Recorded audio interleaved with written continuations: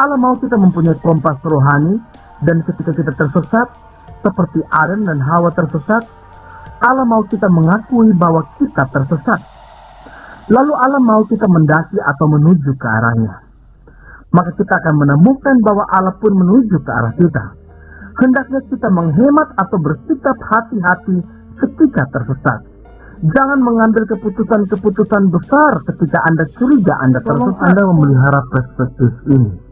Kitab Kejadian yang berarti permulaan ditulis untuk menjelaskan segalanya pada mulanya. Bukan karena Allah merasa wajib untuk menjelaskannya, melainkan karena Allah mau kita menjadi memahami segalanya pada waktu sekarang. Demikian banyak hal dalam kitab Kejadian yang digambarkan dengan cara demikian. Allah mau kita memahami pernikahan pada waktu sekarang.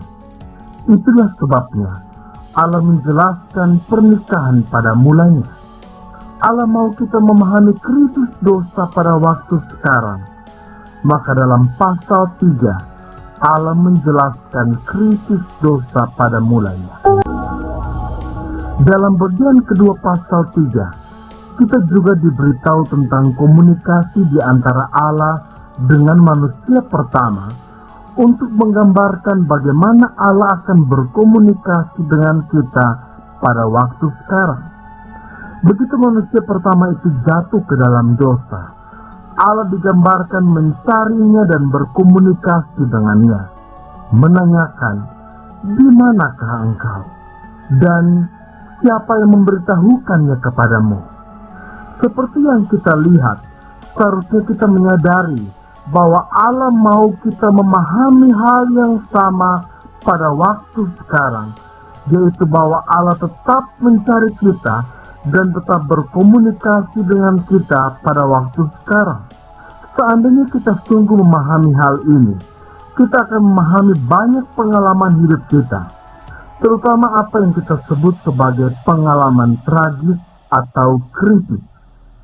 Demikian banyaknya pengalaman tragis atau krisis ini sesungguhnya adalah soal Allah mencari kita, berusaha menarik perhatian kita, berusaha berkomunikasi dengan kita, berusaha menjadikan kita merenungkan di mana kita berada. Beberapa tahun yang lalu, saya mengenal seorang pria yang menjadi kapten skuadron pesawat dalam angkatan laut.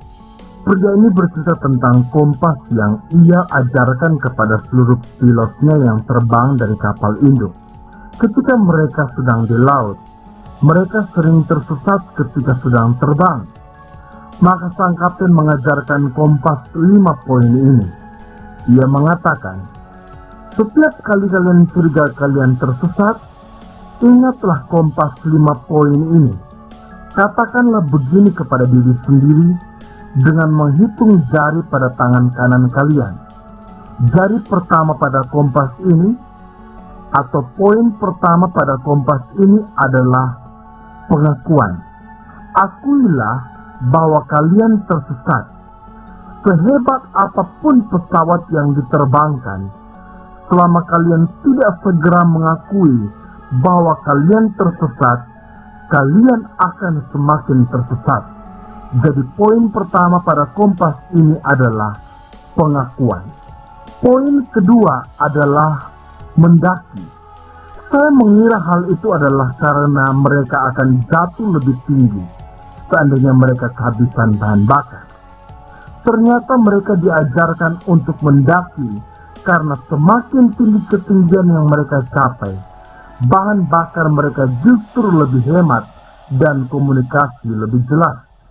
Poin ketiga adalah menghemat, yaitu menghemat bahan bakar. Ia mengatakan bahwa salah seorang pilotnya mengirimkan pesan kepada pesawat induknya dan mengatakan, "Saya tersesat entah di mana di atas Pasifik Barat Daya. Namun, waktu saya sempurna." Padahal tersesat bukanlah saatnya mempersoalkan waktu yang sempurna. Jadi poin ketiga pada kompasnya adalah, begitu mencapai ketinggian ideal, hematlah bahan bakar. Dua poin terakhir pada kompasnya adalah yang terpenting. Poin keempat adalah berkomunikasi, yaitu berhubungan dengan kapal induk yang akan tampak seperti perangko ketika pada akhirnya mereka melihatnya. Berkomunikasilah dengan kapal induknya. Dan poin kelima pada kompas ini adalah mematuhinya, yaitu mematuhi komunikasi dengan kantor pusat. Demikianlah mengakui, mendaki, menghemat, berkomunikasi, dan mematuhi. Itulah kompas yang diajarkan kepada para pilot jet yang akan membantu mereka kembali ketika mereka tersesat. Dalam bagian kedua Kejadian pasal 3, demikianlah petunjuk yang Allah gambarkan pada mulanya, agar kita memahami petunjuk yang Allah gambarkan pada waktu sekarang. Allah mau kita mempunyai kompas rohani, dan ketika kita tersesat, seperti Adam dan Hawa tersesat, Allah mau kita mengakui bahwa kita tersesat. Lalu Allah mau kita mendaki atau menuju ke arahnya. Maka kita akan menemukan bahwa Allah pun menuju ke arah kita. Hendaknya kita menghemat atau bersikap hati-hati ketika tersesat. Jangan mengambil keputusan-keputusan besar ketika Anda curiga Anda tersesat.